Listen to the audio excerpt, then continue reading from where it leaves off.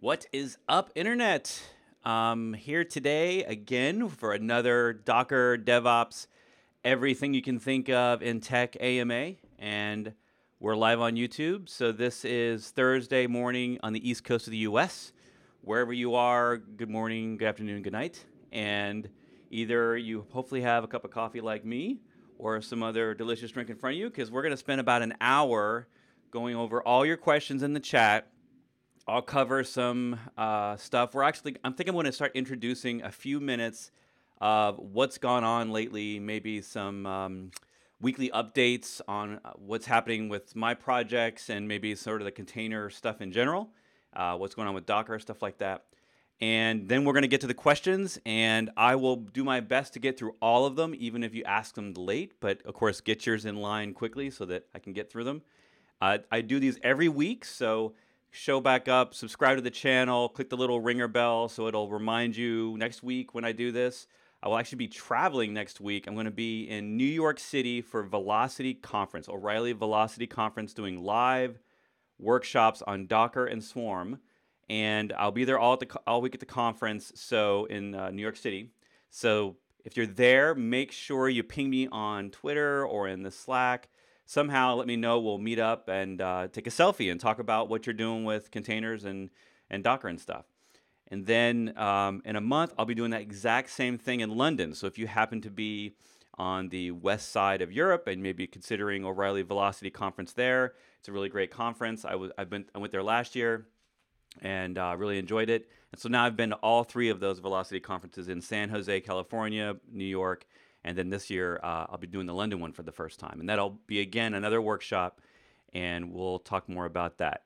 You can actually look at all that stuff on my website, brettfisher.com.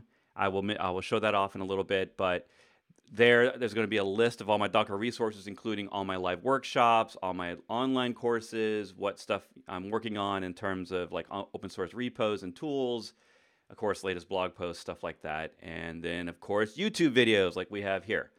So again, just start filling in the chat. I will sort of go through some stuff up front, and then we will hammer those out. They can be anything you want. They can be easier. They can be super technical. Of course, the harder it is of a question, the more likely I won't have a good answer. But I will try my best, and we will see if I can accomplish your needs. So let's talk about where Docker is right now. And in general, obviously, I don't mean the statement of the technology of the company, but with me in the last couple of weeks, I've been working a lot with Docker Compose. And of course, you've been here before. You've heard me talk about Docker Compose, and it's one of my favorite tools because it solves a huge workflow problem with using containers locally and then in test, and then how do I get what I'm doing locally into production in a way that I can describe my multi-container app in a way that makes sense. And Docker Compose rather is both a command line tool and a file format. So I was thinking about what to talk about today, and I get this question a lot from students, so I thought I would hammer out a couple quick questions that I get often about Docker Compose and the file format. So just a reminder, it's two separate things where we have the file format, and that's you can get that on the docs.docker.com website. They have a huge web page of every feature you can put in the YAML file. So you should definitely have that in your favorites. And then there's the command line tool that has largely stayed the same for the last few years. It hasn't had any major new features. Not that it necessarily needs them, because it really solves the problem of running containers locally using that compose file. So what we sometimes wonder is if a tool isn't completely changing all the time, especially in container land where everything's always changing, is we wonder, is that tool going away or is there going to be a replacement? And definitely had some good discussions with Docker this week. We actually had a Docker captains meeting where we had some of the Docker employees, engineers and stuff on the call, and sort of reconfirmed my assumptions, or what I believe is that definitely Compose is here to stay. There's all indications that it will only grow in sort of the tooling that's going to use it. And what I mean by that is you can already see today on GitHub, if you go to github.com/docker/app, you can actually see a new tool that they launched at DockerCon. That's a command line tool that works with the compose files and allows you to manipulate the compose file with a sort of an easier layer of environment variables, and allows you to move that compose file around your team versioned inside of an image, just like your app, right? And we never really had an easy way to do that. Before, we had to put compose files in our source repositories, and you should still do that. But then we didn't really have a way to sort of version that file. Maybe you're going to use that file for stacks, or maybe you have that file used for your customers to download the images, and they don't have access to a GitHub repository. Well, now with that Docker app, you have a separate command line, and it's sort of in an experimental phase. That command line now allows you to use those same compose files and stack files, but now you basically wrap them in images, you can store them on Docker registries, and you can move them around with versions and tags just like you would normally an asset.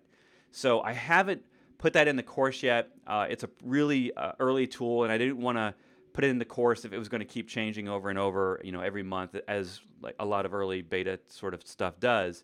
And we're not even really sure long term if that tool is going to stay there, or maybe this feature will just show up in another tool that Docker provides.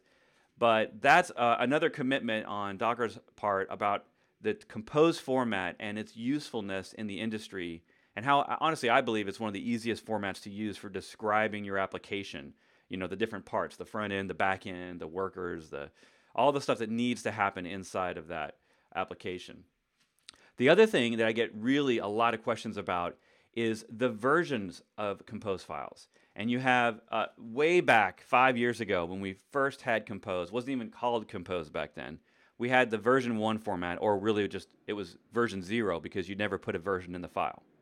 And then we came up with version 2 when we started adding new functionality and features, and we created this idea of services. So today when you make a compose file, you're usually making at least a version 2.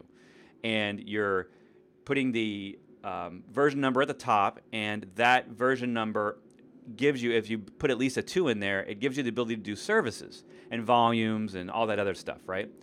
So that's version 2. But what I see a lot of people doing, and maybe this isn't that clear, and because it wasn't clear for me for a long time, people put in version 3 in that file, but they're only planning on using the file for local Docker Compose work. So I'm going to explain this by taking you to the Docker documentation website. So let me go to my browser, and we'll see exactly what that means, the difference between that version 2 and version 3, and why both of them are still relevant files for you to use.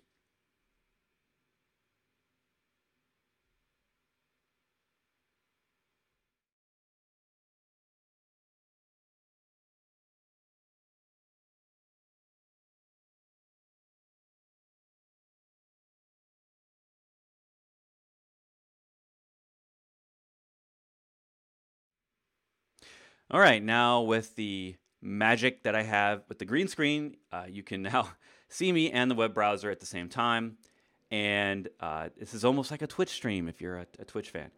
So I wanted to show you real quick the Docker resources on my website. The website's changed a little bit. So on brettfisher.com, under the Docker resources link on the top left there, you can get all of my courses. Right now it's Docker and Swarm, but I'm coming up with a couple of new courses. I'm working currently on a Docker for Node.js. So if you're a Node person, if you are interested in JavaScript servers at all, it's one of my favorite ecosystems, and I've got a whole course coming out on it in the next few months that is going to focus specifically on Node projects. So look out for that. Jump on my newsletter, which you can find on that resource page. Jump on that newsletter. You'll get announcements. If you're in any of my other courses, you'll get announcements when it launches. And then later, around the end of this year, I'm going to have a Kubernetes course that's going to be a little bit different than all the other Kubernetes courses out there, and sort of my spin on it, on my take on Kubernetes. And that's going to be a lot of fun because I'm actually going to be working with some other people to make that course, and we'll be making more announcements about that here pretty soon.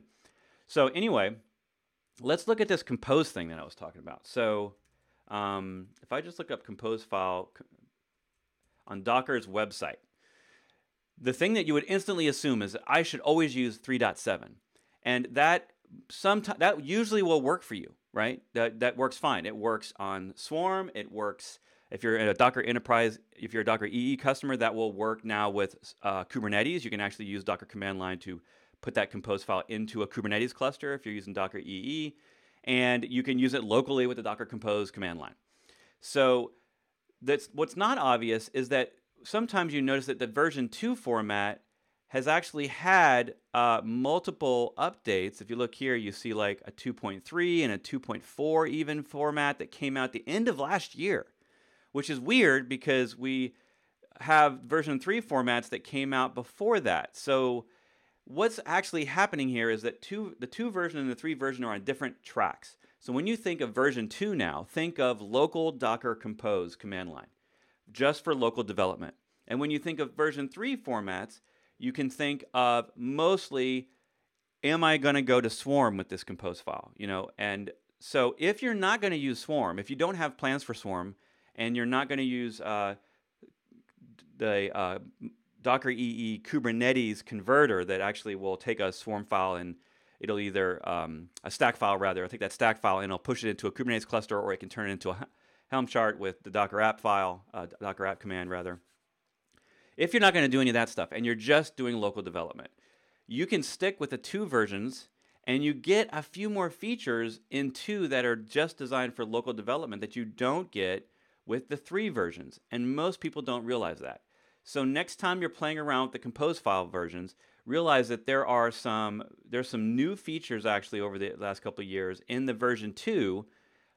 You notice you're probably the first one you know of is depends on. Depends on is a feature that allows one container to wait for the other one, and that doesn't really work in version 3. In a distributed cluster, we don't have any concept of one container waiting on another container on some other server. So that really didn't make sense in a cluster format, which is why they didn't put it in the version 3, because version 3 was all about stacks. But they kept it in 2, and in fact, in recent times, they have improved it. So let me back up to the file format here. In fact, what you can do is you can just stay on this compose file version 2 page, and I think, let's go to the depends on.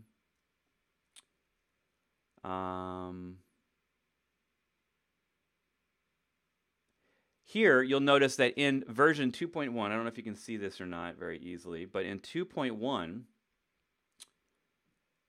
they added the ability on the depends on for you to have health checks that will actually wait on that container to be ready for connections based on your health check before it depends on for the next one starts.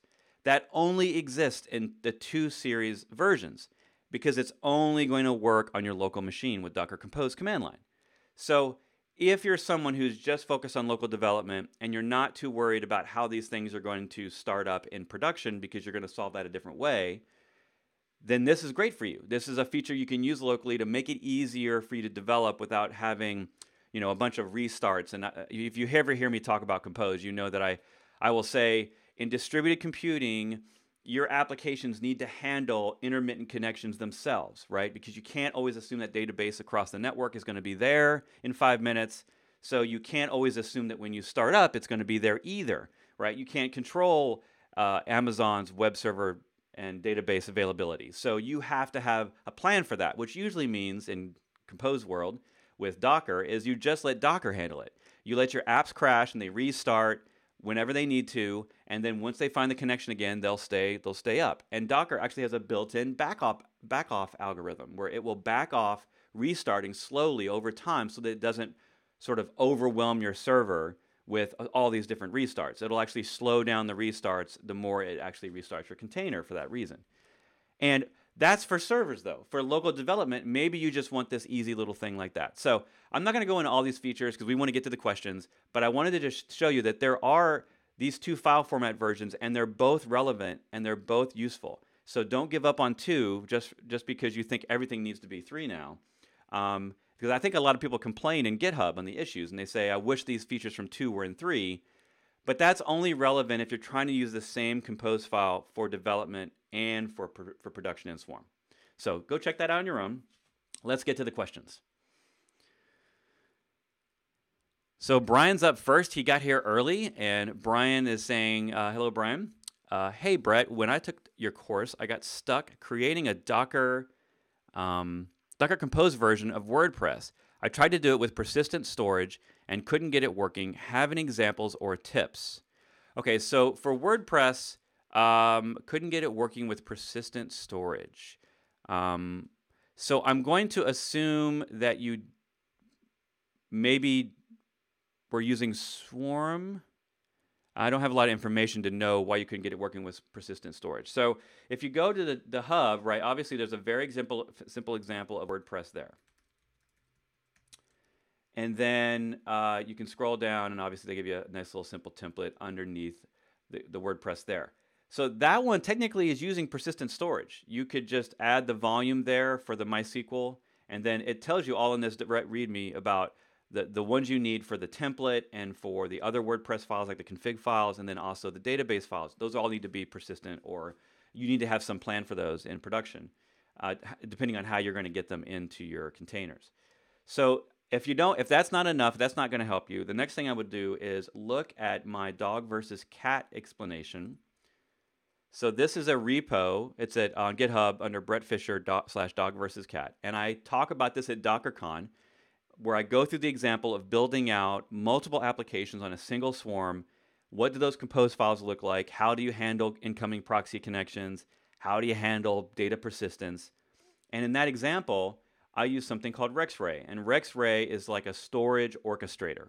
And so what it does is, just like a Swarm or a Kubernetes cluster will orchestrate your containers, RXRay will make sure that whatever backend storage you're using is going to be available on the node you need it when that container starts. And so it'll actually work with Swarm and make sure that the container doesn't start until maybe that database storage that you have is available for the database, for example. I use it in the example with DigitalOcean's block storage, and I have that storage connected to the server with RXRay, and it works. It's open source, so you don't have to worry about that, but it doesn't come with, all of its drivers are specific to the storage that you're using. So if you're using NFS, there's a feature for that in there. If you're using AWS's Elastic Block Storage or their EFS, which is a shared file storage system, you can use those as well, depending on your needs, right? So RXRay just uses those storage backends. It's not like its own replicated storage solution. It's really just helping Swarm connect to whatever storage backend you want to use. So if that's your problem, then look at that. The other thing I will say is search the word AutoPilot Pattern. So AutoPilotPattern.io is a website, and there's examples of how to set up. This was actually started by Joyent. This is a list of applications that they have sort of designed compose files and containers around to allow redundant systems like database clusters, ELK stack, stuff like that, to be redundant but automatically set themselves up so that there's not manual configuration in your cluster. Because if we're going to all use orchestration, we don't want to have to go in and manually touch our containers, right? We don't want to have to manually go configure them. And so the AutoPilot pattern is their way of sort of solving that problem through configuration and documentation. So what I would do there, and I don't even know if this is an answer, I'm just going to spitball it on Google. I'm going to type AutoPilot pattern or just AutoPilot.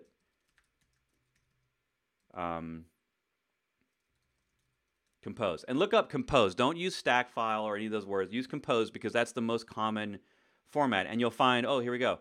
So on the AutoPilot Patterns GitHub repo, they have a Docker Compose file for WordPress.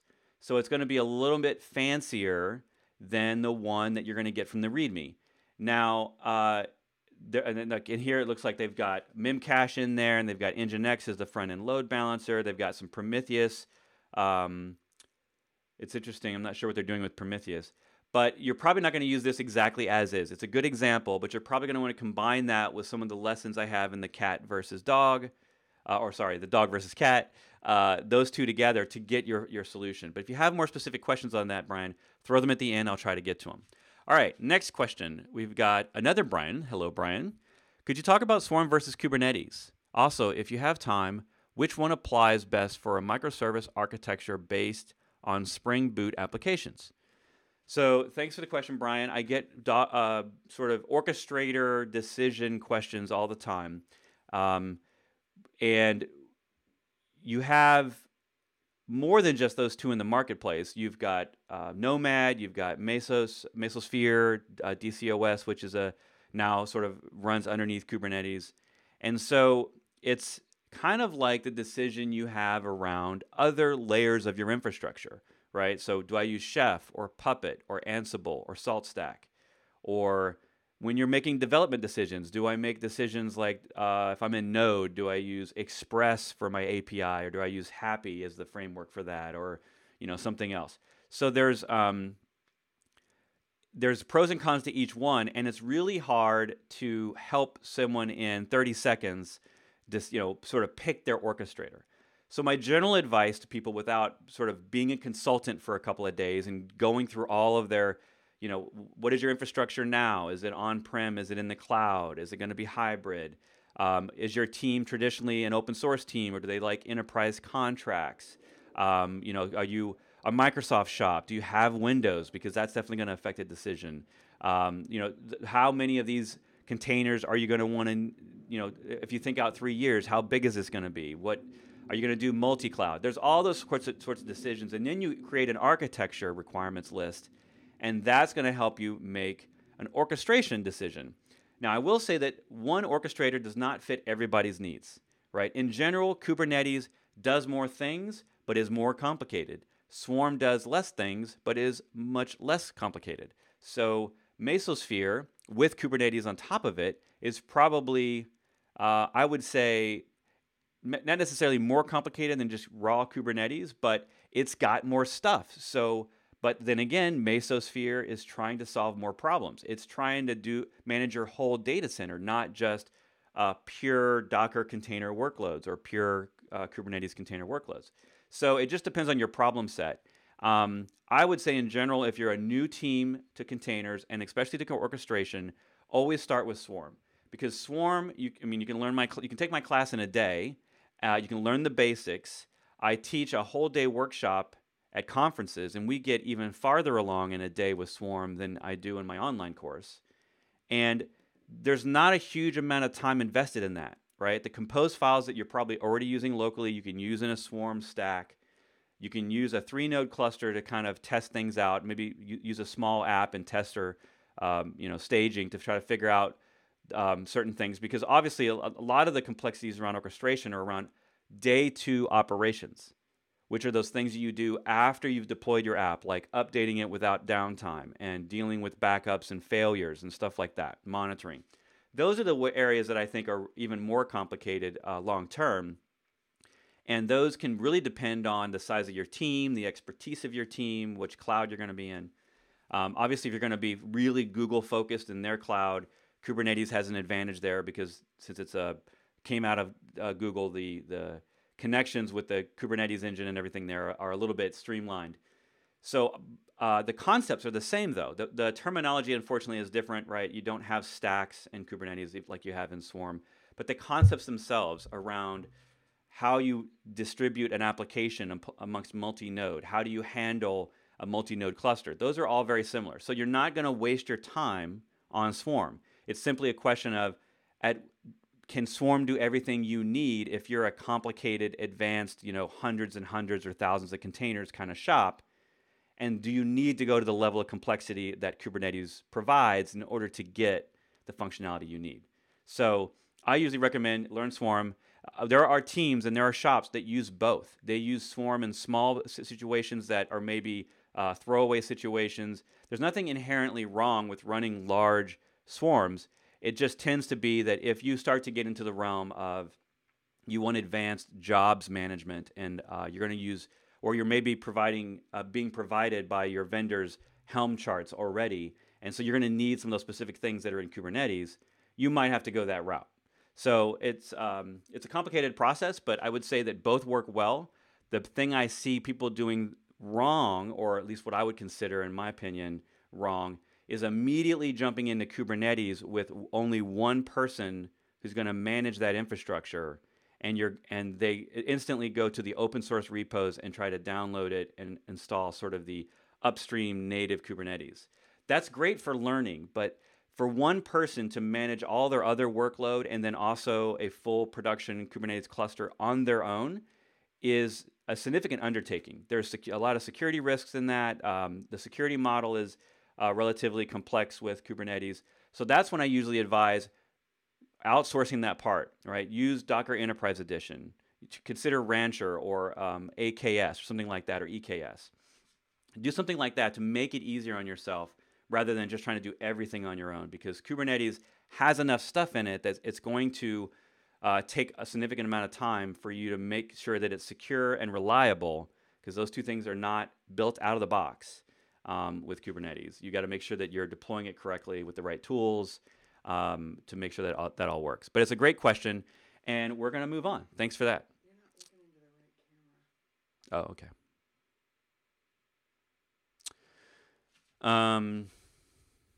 All right, we got Matt starting to look at orchestration. So there's a conversation ongoing around Swarm or Kubernetes, concern around Swarm being left out of further development with all the efforts going to K8s. Matt, check out my website. You'll see the top link is the future of Docker Swarm. Swarm, Docker has stated publicly many times over the last almost year that the Swarm team is growing, that there's an investment in Swarm. If you look at the Swarm repo, you see lots and lots of commits. They did slow down last year because they took a lot of the engineers at Docker and they implemented Kubernetes into their Docker workflow. They put it into Docker EE. They allowed the Docker command line to work with Kubernetes. So Swarm had basically taken a pause for a little bit while they took basically the entire effort of everyone in the company to get Kubernetes working in time for DockerCon last year. That's at least my impression. I don't really have any, no one explicitly told me that, but that's when I started talking to people what they were working on in 2017, a lot of them were saying, well, we're working on Kubernetes right now. So now, if you watch the videos, there's actually a YouTube video in there. You can see about the plans they have for the future, maybe the areas they're going to focus in, and stuff like that. So definitely there's a future for Swarm. I think Docker gets a lot of feedback from their customers that customers like Swarm. They don't want to see it go away, especially their enterprise customers that are even using both Kubernetes and Swarm in the same Docker Enterprise editions, that stuff. So yeah, I would not pick Swarm. I would not avoid Swarm because I was worried about it going away, but rather I would look at the features and functionality that I need, and does Swarm do that? Because a lot of times it's not obvious with Swarm whether or not out of the box it'll do those things. That's why I kind of put together the dog versus cat demos. I'm also doing this again at DockerCon EU this year because there's a lot of ways that are really simplistic actually with Swarm to solve problems, but they're not necessarily a one command line tool. And so it's not necessarily obvious how to solve those problems. So great question. I would give it definitely a second look. We definitely have room in the ecosystem for more than one orchestrator. And with the complexity of Kubernetes, it's designed for higher level tools to be running on top of it. It's very flexible, so that inherently makes it a little bit more difficult to use. So I really appreciate something like Swarm at a lot of times because it allows me to just easily deploy apps on a set of servers without a whole lot of effort up front. And that same cluster I can run anywhere. I don't have to run, this flavor of the orchestrator on this cloud and a different flavor on a different cloud, that kind of thing. All right, getting on. Hope that helps, Matt. So Bala, can a container run with pre-routing and post-routing IP tables? I mean, accept requests on a port and respond through another port. My Docker daemon on Fedora 28 machines shows backing file system as unknown. Storage driver is overlaid to. How to fix this problem? Okay, so these must be two different questions. The first question on IP tables. In my experience, and I am no IP tables ninja, my experience is that I don't mess with IP tables. Docker manages IP tables for me. So if you need to do other stuff with IP tables, you really need to know what you're talking about and what you're doing. I don't have a safe method for manipulating that, but then again, I'm probably not the best person on that because I generally, if I need to control the networking, I do that at a higher level. So, or a lower level, considering on what you're doing. So if I'm in Docker Swarm, for example, I'm going to control that with overlay networks. If I'm at a lower level, like I'm on a cloud like Amazon, I will do that with Amazon network security groups. So I won't necessarily mess with the host IP tables. If you had those requirements, check out forums.docker.com and also check out the Docker community Slack.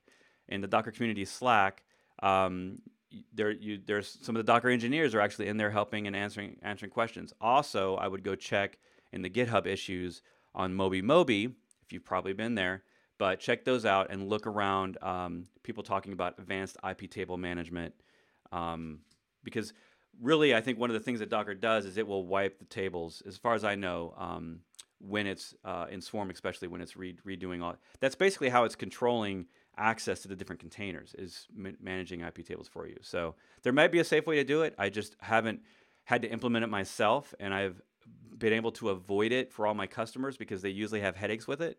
So I usually get them to use a different layer tool, not something specific to that host and Linux like that. Hope that helps. My Docker daemon is on Fedora 28, and backing file system is unknown. Storage driver is overlay 2. How to fix this problem? Ideally, it should be ext4 or XFS. I don't know how to. Is there a problem? I don't. It's so. By default, when you install Docker, if you're using overlay 2, it's just using the host file system. It's not like Device Mapper where it needs a separate LVM partition. So in that case, I'm not sure why it would say unknown. Maybe that's a bug in Docker. I'm not really sure. I would maybe look around the GitHub issues for the Moby repository, see if that, if anyone else has got that problem. Maybe also ask on forums.docker.com where you get more sort of official people talking about that there. I have not seen that problem. But the storage driver, overlay 2, if you can use overlay 2, storage driver, that's the way to go. That's the best driver. That's now the default driver. It even works on all of the, like you said, Fedora and Red Hat as well.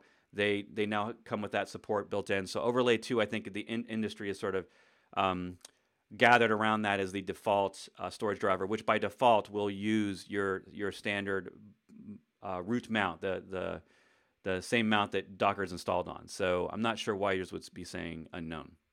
But Docker does not format partitions or manage partitions for you. So don't think that somehow Docker is doing that, something weird in the background.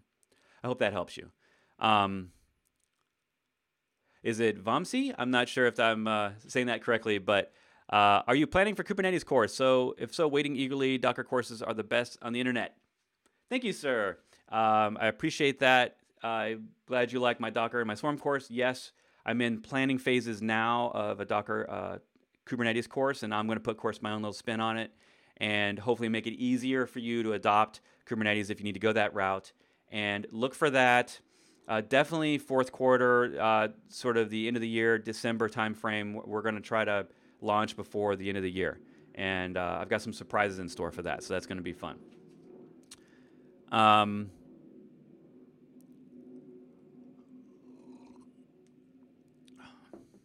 Alexandre, Docker Swarm for small team, Brett Fisher, so many time in live AMA. That's not a question. Yes.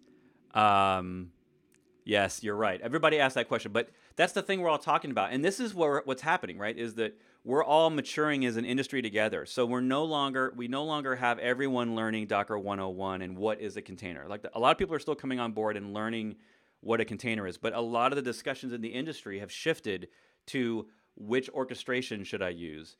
And, it would be great to sort of come up with some sample projects of which ones to use with that and actually compare. This would be a lot of work for someone to compare deployments of applications on the different orchestrators and not just do a cursory, okay, I did a deploy, yay, I'm done, but go through real-world team-based workflows and activities and actually compare this is the work I had to do it on, Kubernetes and Amazon, or this is the work I had to do Swarm and DigitalOcean, or something like that.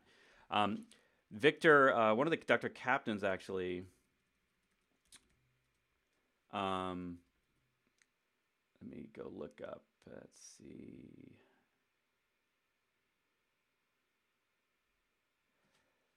So Victor actually has what I've seen. It's a blog set.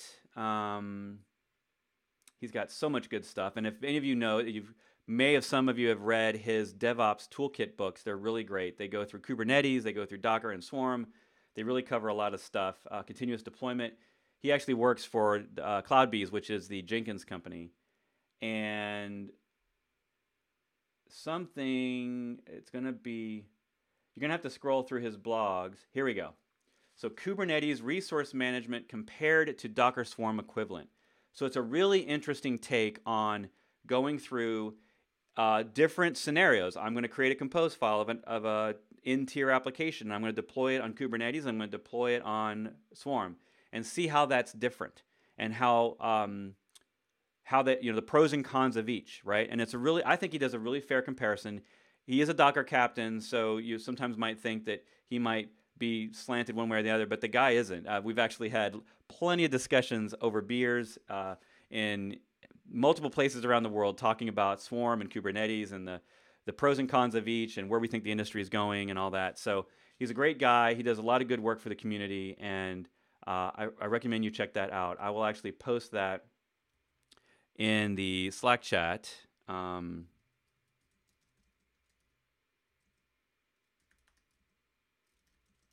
going to put that in the chat so that people can find that. So yeah, that's some cool stuff. Definitely check that out. So next question, Jeremy, for PHP projects that use Composer, do you suggest copying the vendor folder into the image, or can you run commands when a container is started to run Composer inside to pull all the libraries? Composer install on a Docker file. Yeah. Oh, that's someone. It's Alexandra. Yeah. So Composer install should definitely be in your Docker file. Look at my, I need to spend some time on this, but I have a repo called PHP Docker Good Defaults. And this repo is not exclusive to Laravel, but is definitely PHP specific, right? So check that out. In there, what I do is you've got to do some stuff. If you're doing development, that's the hardest part. You're doing your Composer install in the Docker file. You want that a part of the image. You want it running in the container. You don't need those files on the host. But if you're doing things where you're changing stuff on the fly, you maybe don't want to rebuild the whole image. So you might need to do some stuff in an entry point script. And you'll see in here how I have a developer entry point script. And these things run whenever a container starts. I do some things around permissions in there, and I do a Composer dump auto load.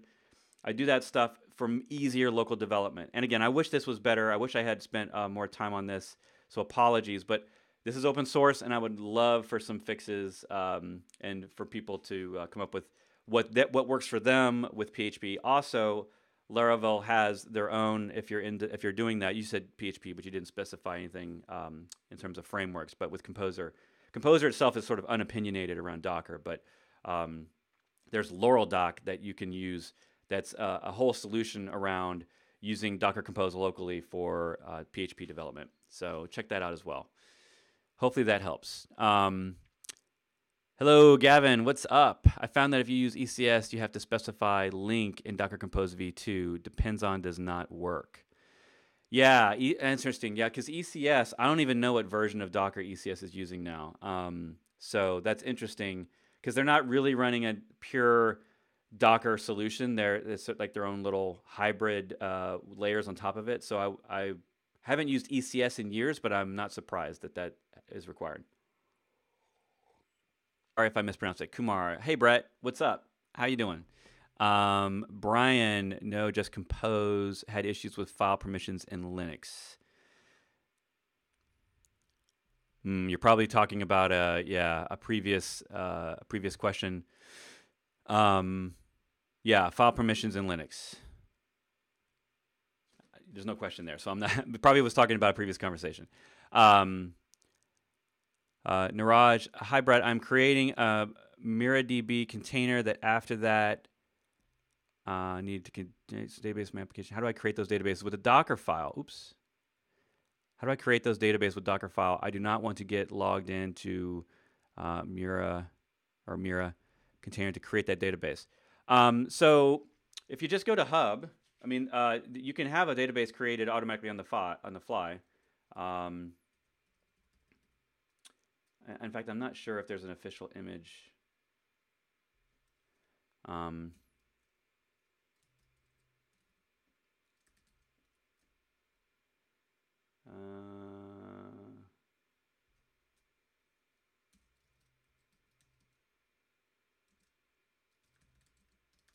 Let's see if I can find.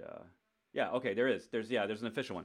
Okay, so if you look at the README here, they're going to talk about how you can create your default databases for all that, like Postgres, MySQL, all of them. They have the ability for you to do that. Plus, you can throw files in certain directories, and I'm not sure if this is. I'm not sure if Maria does this.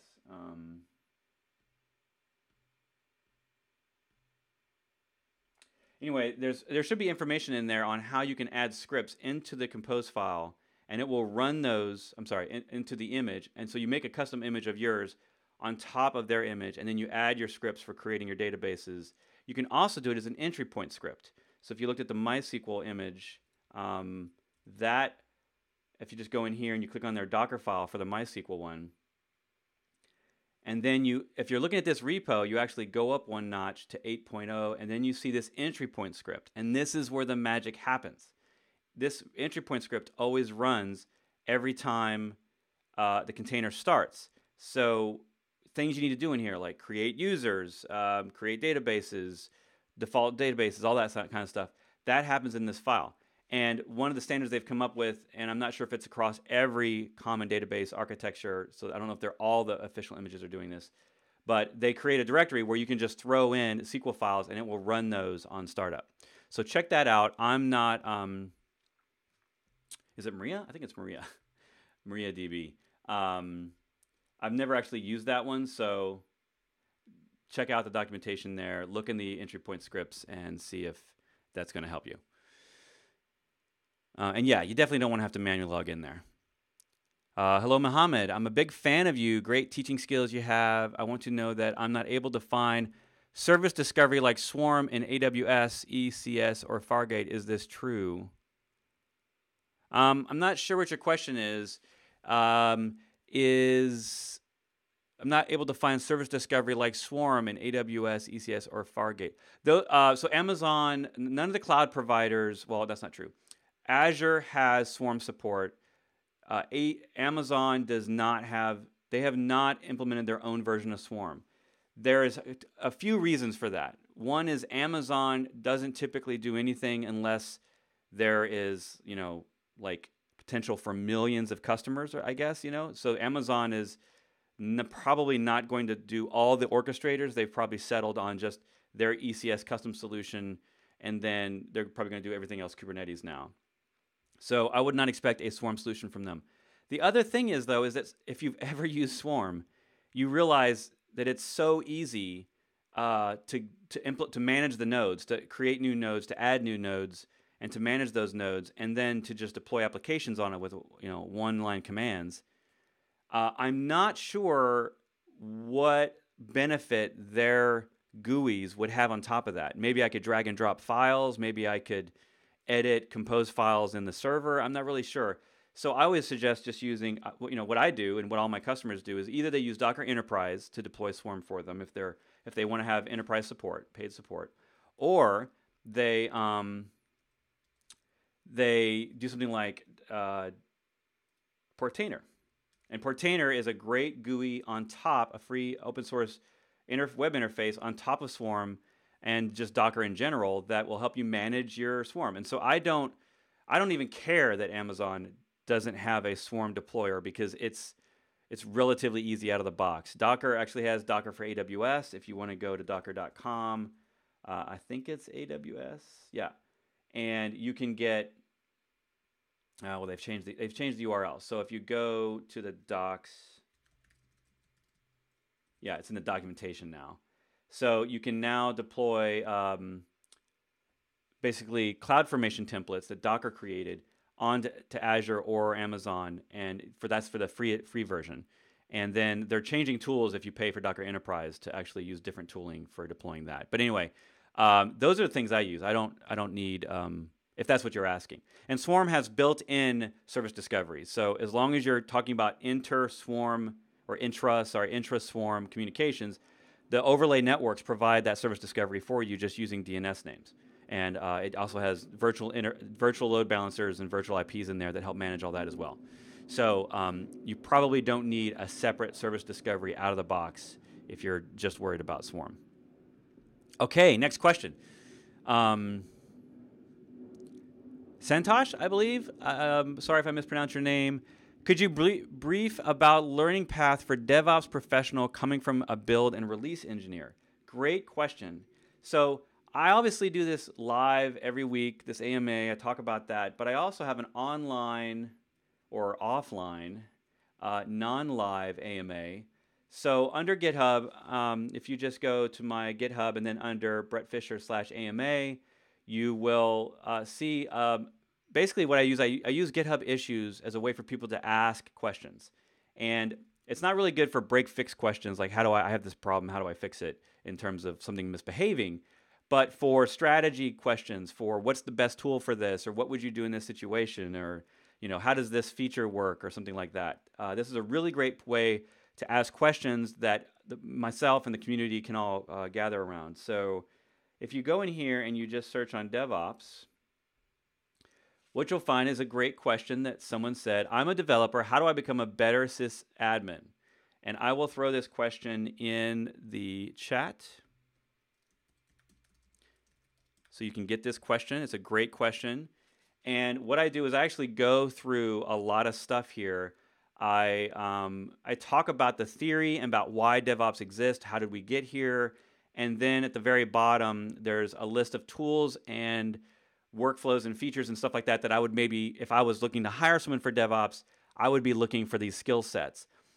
A lot of people focus specifically on the tooling, but you can't leave out the people processes and the workflows for why we have DevOps, because DevOps is more about the workflow of getting code from a developer into a production server and then updating that on a regular basis. It's more about that workflow, and it just so happens that once you figure all that out on the human side, then you need to have tools to do that with it. And the tooling isn't really special. It's just all the industry tools and how you use those tools together, right? So I would say that half of it is learning the workflows and the processes and the mindset of what it means to truly be a shop that's doing DevOps. And then the other half is learning the tools and how they connect together to create automation, which automation of deployments. And since you're a build engineer, you've already got the foundation of the tooling, so you should probably focus more on that, on the soft skills of how to do that. Great question. All right, Brian's back. Thanks for your response. Really helpful. And part of the Kubernetes with GCP is exactly what I want to do. Great, Brian. So that's probably an indication for you on sticking with Kubernetes. Biker, I believe, Biker, were you here last time? I'm trying to decide on best method for image updating. Upgrade Drupal version. If I replace the entire core, it jumps the image size by a full 130 meg each time. Alternative is to rebuild each time, but that requires a lot of configuration. So question is how to replace a layer Drupal core and reuse the other layers, additional modules and configurations. Biker, you can't do that. So in Docker, as it is right now with the builder, every layer lower in the stack is going to depend on the layer above it. So it makes sense that you think you could change the lower level, but we don't have that feature yet. There's a new version of Docker build coming. It's called Build Kit. That may provide some of that functionality, but I wouldn't say that you need to wait for that. I would say if you're upgrading the Drupal version and so I would question if it really downloads 130 meg every time you change the Drupal version. Because again, if you're changing the from image, and I'm assuming that's what you're talking about, if you're changing the from image, like you're using the official Drupal and you change the from, usually it's just the layer not every layer is different in that image. So it's really going to be just the layers of that image. But maybe in your case, it is 130 meg. I'm just not really sure about how you would get around that. I don't know that you would get around that. If you're talking more about local development and that you have to constantly download something, I'm not sure if that's what you're asking. Maybe you could ask it more specifically and I'll come back to it. But if you're changing high layers in your Docker file, there is no way to avoid those layers rerunning basically in the build. There's no way around that. And so if you have another specific question on that, just ask it at the end and I'll get to it when we get there. David asks, if we're running a lot of containers, is there a way to raise an alarm if we're running out of resources on a host? Yes, absolutely, David. That is a fundamental feature of monitoring, not of blogging, but of monitoring. There's not anything out of the box with Docker that's going to do that. Like Docker doesn't do long-term monitoring, because in order to understand resources on a server and over time and all that stuff, you need basically a monitoring tool on any system, right? There's no you go and you make a server on the internet, you go in DigitalOcean and create a droplet. You're not going to get some sort of alert that you've used all the memory on that server. So you're going to need some higher level tool. A lot of the industry has, if you're talking about strictly open source and you're talking about container clusters, a lot of people have sort of gathered around Prometheus. Oops. I think it's prometheus.io. So that is a tool, but it's a set of tools. You can see examples of how I use that inside my dog versus cat. So in here, I actually use something called SwarmProm, which is another GitHub repository that has all of, so not all of the things, but it has a set of features with different tools, including something called Alert Manager, which can alert on different metrics. So there is no sort of one-liner quick solution to your problem on resources. That's just a general server problem. And all the tools that would do that really for a server nowadays will do that also for Docker. So if you're going to use Datadog or New Relic or any Nagios or any of the other tooling out there, all of those tools nowadays have Docker feature sets in them. So they'll make sure that they monitor the containers and if they have alerting features in them, then you can use those alerting features. But in order for Docker to do that out of the box, Docker would actually have to create its own monitoring engine to store metrics and store them over time. And that's kind of out of scope of what the Docker engine does. Great question, though. I'm glad you brought it up, because monitoring is very important for containers, just like they are with all servers. All right, Alfredo, ECS uses the latest version of Docker. I'm using it today, but not a chance to use Swarm. Right. Thank you for that. Okay, so they are using the latest version. Yes, ECS will probably never use Swarm. In fact, I was there at DockerCon in 2016 when Docker announced Swarm mode, and I immediately walked outside, walked up to the ECS booth, because at that time I was using ECS, and I asked the ECS team, what's your plans for Swarm mode? Do you think you would do something like this? And unfortunately, they at that time didn't have a heads up. They didn't know that Swarm was coming either. So their question to me was, well, what do you want us to do? And I'm like, well, make ECS use Swarm in the underlying, so I can give you compose files and I can run the commands from the Docker command line, or I can use the ECS GUI. And they never did that.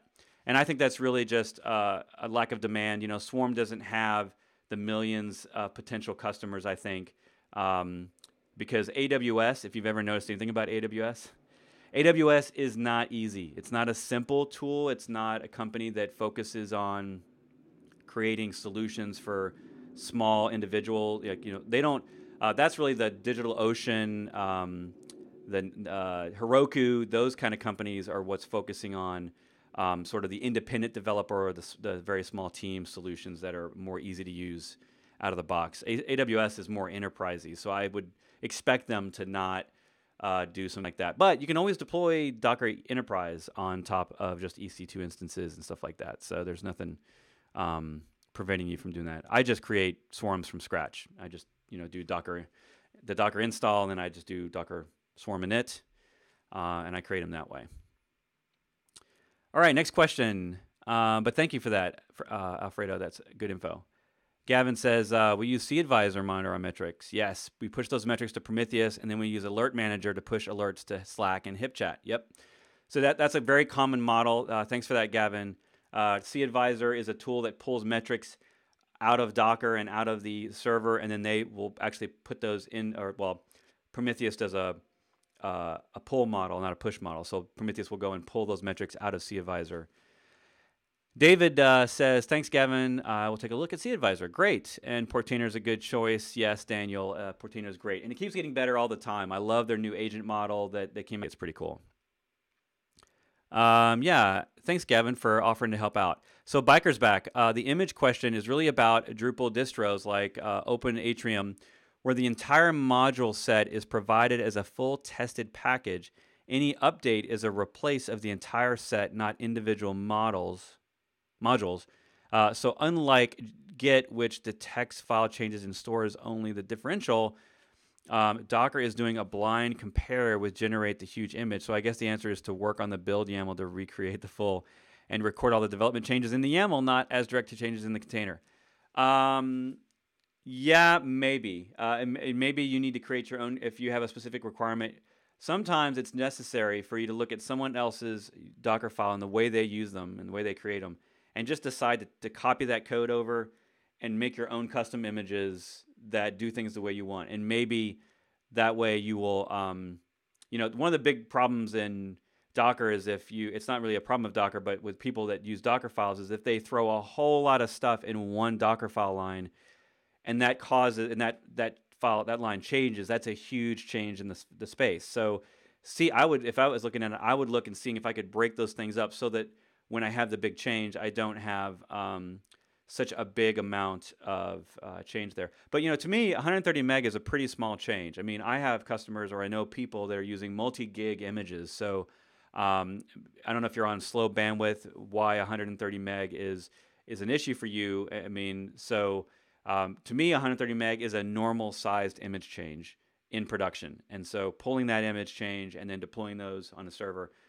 is a normal process for stuff like that. So I'm not really sure what your goal is to get the 130 meg down to something smaller or something like that. But bottom line is, if you're changing the files, there's no way around it, right? But you can also do intermediate images. I don't know if anyone's ever done this, but I actually do a little bit of this in my PHP repo, which we were just in. Intermediate images, you can have many images depending on other images, right? You can have images on images on images. And one of the things that a lot of teams will do, especially when it comes to PHP in particular, PHP can be very complex when you have apt-get and then composer and then npm and then bower, and you have all these different levels of tooling, and then if Drupal, now you have the Drupal modules, you have all these levels of tooling.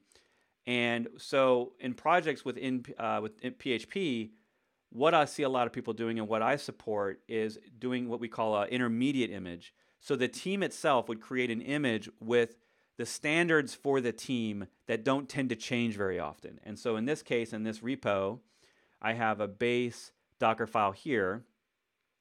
And this Docker file uses the official PHP version, which doesn't change for the team very often. It actually installs Composer, installs Nginx, because my preference for PHP is to have PHP FPM and Nginx in the same image running under supervisor. There's obviously other ways to do that, but I really like those two running together because they always have to run together, and they're really a part of the same traffic flow, if you think about it, because all the packets have to come into Nginx to get to PHP, so they're really kind of a tight unit. So I make a custom image with those, and I put those all in this one base image, along with all the libraries you might need from apt-get, and then that image doesn't change very often. So that's a pretty big image to download, and then for each application, the teams will have an individual Docker file that you'll see up at the top here that would depend upon that intermediate, and then that's the one that would copy in code. It would change. It would do any sort of npm install or bower installs that need to happen, and that would basically allow a lot less change rate in terms of that one you avoid the huge, big 300-line Docker file, right? And then you sort of break it out into different images. You can also consider multi-stage images if you're not aware of those. That might solve some problems for you. Multi-stage images essentially allows me to do what I just did with different image files, but do all that in one single file, where at the end of the day, you end up with smaller images because maybe all your dev tools or your build tools don't need to be in the final image. So you can break those up inside there. If you just search on multi-stage builds, you will find information at Docker Docs and other people talking about on the internet. That is an advanced feature that came out about a year ago and is now supported, I believe, on all versions, Windows and Linux and stuff. So that might help you, or it might not. But great topics. All right, so we're going to ask a few more questions, and then we're going to wrap this up for the day. So Brian says, yeah, Brett, I asked the first question but wasn't able to add enough details. I'll go through my notes and let you know specifically which issues I have with WordPress and Compose on Slack. All right, so I will see you later in the Slack channel. Gina says, how can I run one Docker Cassandra cluster of 3 nodes for 12 developers online with less cost? That's a very specific request. Okay, so Cassandra clusters of 3 nodes for 12 developers online with less cost. Less cost than what?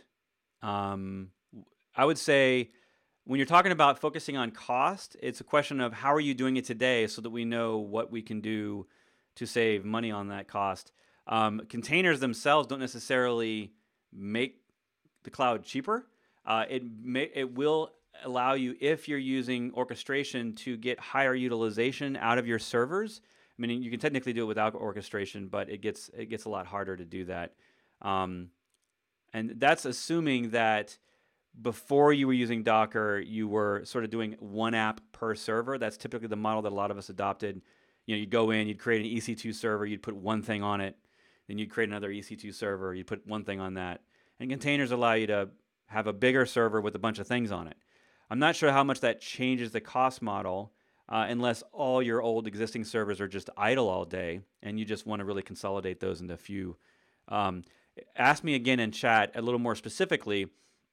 I'm not a Cassandra expert, so I'm not going to be able to tell you exactly how to tweak Cassandra. The first thing, again, I would use is I would do AutoPilot. If I'm looking to set up a cluster of anything that's an open source, so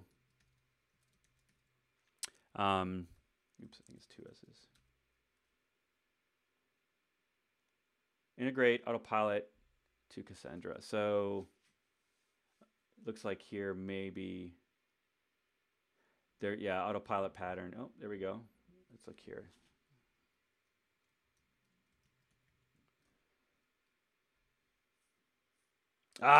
There's nothing in the repo. So the AutoPilot pattern had potentially created almost a year ago, a repo for that. They don't have an example there. So I would say if it was me and not knowing anything about Cassandra clusters and how to deploy them, I would first try to get a compose file put together and run it locally on my machine and try to get multiple Cassandra instances working however you need them to work on my local machine using a compose file with Docker Compose.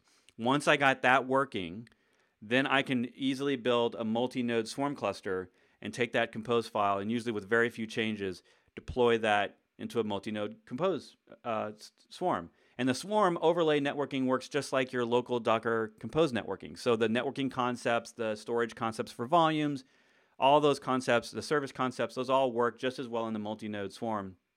In terms of savings, you would have to, of course, have less instances and then put more things on them. I tend to find, I like personally, for really small projects when I'm really cost-focused, like my own blog, I tend to run those on DigitalOcean just because it's easier to use. Doesn't mean that DigitalOcean is cheaper. I just usually use less stuff because they only have a few things to offer, right? They just have instances and block storage and things like that. With Amazon and Azure, you tend to use more functionality of more of the things in their system. So that can be a good thing for automation and for backups and ease of use, but that can also add cost. So I'm not really sure how to help you there. Biker says, can you record these presentations on YouTube so we can review later? So these are on YouTube. These are so technically what happens is this video doesn't get published. It is not. It is just considered unsubscribed or unpublished, unlisted. I think is the term, unlisted. So you can ping me in if you're in the Slack channel. Ping me later. I can give you the URL once the URL comes live. I don't put them live on my channel as a published video, but they're not. They're still there. They're just. It's whatever the URL is. I think that you're watching right now. I'm not sure if that is the same URL that you can use later, but it has to process this video for a while, so YouTube will spit it back out later. And I think I'm not sure if it uses the same URL or not. Actually, I have to test that. But I'm not intentionally hiding them. It's just that I do this every week, so people can come back and ask the same questions, and they don't. 3 weeks ago, we talked about a lot of the same stuff, so I don't want to have a whole bunch of those videos just sitting there confusing people on the channel when they're all called the same thing. So, but they are still listed. They are still available on the internet, just not listed in my channel. So ping me somewhere else, and I'll try to shoot you the URL so you can watch it later. Thank you everyone for coming. Like I wanted to mention earlier, I do this every week. So next week, I'm probably going to do it on a Friday. So if you're someone who's always busy on Thursdays and this is a tough time for you, I'm not sure what time I'll do it on Friday, but I will do it next Friday. Always just check out my channel on here on YouTube, and you can check out right there. I will have on that middle of that screen there, I will have the next video set up so that you can set a reminder and be available to show up next week. Bring different questions, harder questions, whatever you want, project-based questions, and we can jump into them live on YouTube. So thanks a lot for coming, and I will see you on the internet next week.